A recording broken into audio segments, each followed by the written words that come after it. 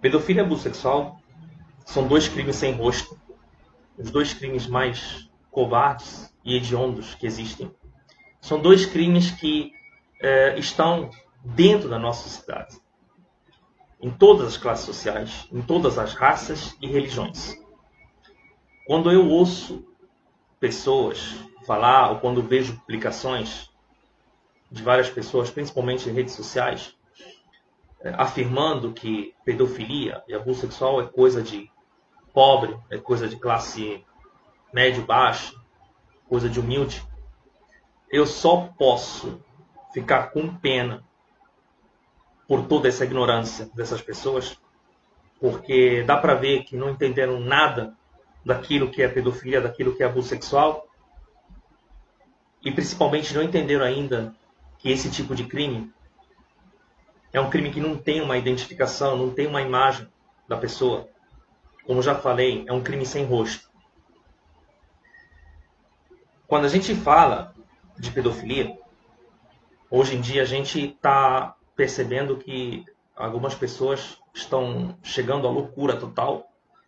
Daqui a pouco o pedófilo vai ser considerado a vítima da sociedade, porque estão até criando planos de reeducação e reintegração na sociedade de criminosos, abusadores de crianças e de adolescentes. Ou seja, estão fazendo planos para reintegrar criminosos que acabaram com vida, sonhos e dignidade de inúmeras crianças.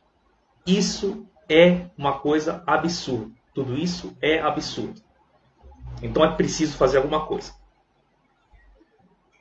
Quando a gente fala de pedofilia, a gente sabe que a pedofilia é considerada uma doença. Está lá no CID, Classificação Internacional da Doença. Pedofilia é considerada doença. Para mim não é doença.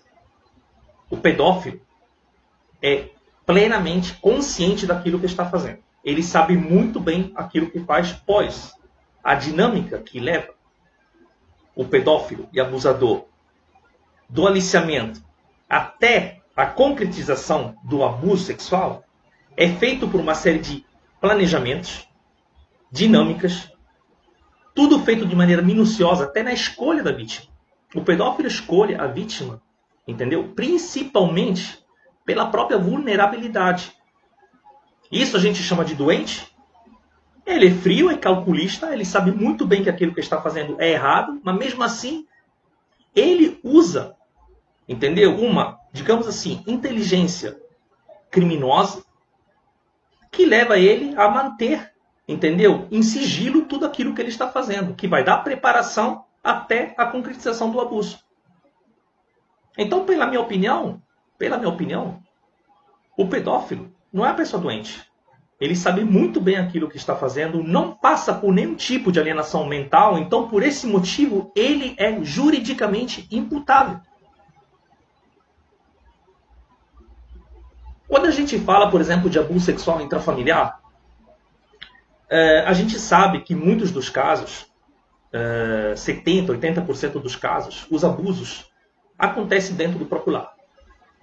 Então, assim, principalmente quando o abusador é, por exemplo, o dono de casa e é a pessoa, entendeu, que tem uma certa influência na vida da vítima e, por exemplo, da mãe da vítima, acontece que a criança vítima sofre o abuso, fica calada, não denuncia, pelo fato de não prejudicar a posição da mãe, que depende economicamente do abusador.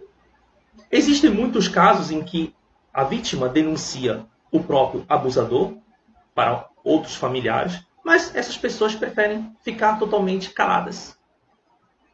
Para não levantar escândalo, preferem o silêncio, então continuam nessa atitude omissa que vai prejudicar de maneira, como posso dizer, de maneira permanente a vítima. Porque a vítima vai se sentir mais uma vez violentada. Então isso vira o quê? Isso aqui vira um silêncio, vira um segredo que vai ficar pela vida toda dentro da vítima. Essa aqui é uma segunda violência. Então é preciso, quando a gente fala de recuperação de abusadores, de pedófilos, tomar muito cuidado, principalmente esses nossos queridos políticos, que lá em Brasília, eles não têm ideia da responsabilidade que eles têm quando eles falam de fazer um plano de reeducação para pedófilos, para abusadores, e considerar que tudo isso seja uma coisa louvável. Gente, aonde que é louvável? Aonde que é louvável? Tem gente que trabalha com garra, trabalha com grande dedicação no combate aos crimes de pedofilia. Tem vários amigos, colegas, delegados, delegadas, que dedicam a própria vida no combate à pedofilia, para depois a gente ver que tem político lá em cima querendo oficializar plano de reeducação de abusadores e pedófilos. Onde isso?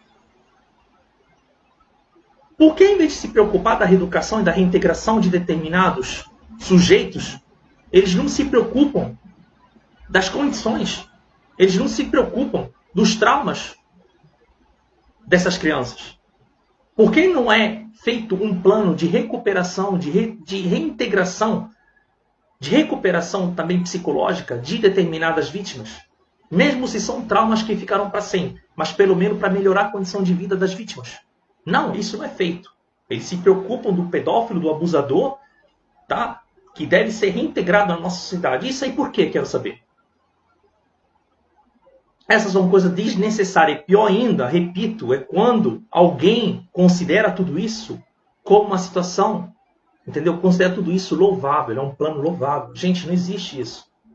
É ridículo tudo isso que eu tô lendo, aquilo que eu tô ouvindo. Vídeos de pessoas falando isso. Gente, eu estou totalmente contrário. Eu coloco minha cara aqui falando disso, entendeu? Principalmente como ser humano e depois como profissional. Eu estou com casos de abuso sexual, de pedofilia, com suposto envolvimento de deep web, de crianças, gente, que não passaram por abuso sexual, mas passaram por verdadeiras sessões de tortura. E o abusador, inclusive, tá? Na maioria dos casos, são os próprios pais biológicos. Agora eu pergunto, essas pessoas, esses lixos, merecem de ser reintegrados realmente na nossa sociedade? Por que toda essa preocupação a respeito dos direitos humanos dessas pessoas e não fazer algo para tirar essas crianças da guarda desses pais abusadores? Porque essas crianças que foram abusadas pelos próprios pais foram entregues aos pais abusadores. E estou falando principalmente de abusos comprovados. Não estou falando de supostos abusos. Então eu sei muito bem aquilo que eu estou falando. Aqui é preciso mudar essa mentalidade obsoleta, arcaica. Uma mentalidade totalmente mercenária. Uma mentalidade que não leva a nada. Não vai melhorar nada. Não vai melhorar a situação do enfrentamento e do combate aos crimes de pedofilia. Para fazer o quê? Aí eu pergunto, todas as outras pessoas que fazem campanha no combate à pedofilia, no combate ao abuso sexual infantil, por que a gente não se junta? Entendeu? Por que a gente não vai se juntando? Criando abaixo-assinado, criando várias coisas, entendeu? Para evitar que esse plano de reeducação e reintegração de abusadores e pedófilos dentro da nossa sociedade não aconteça.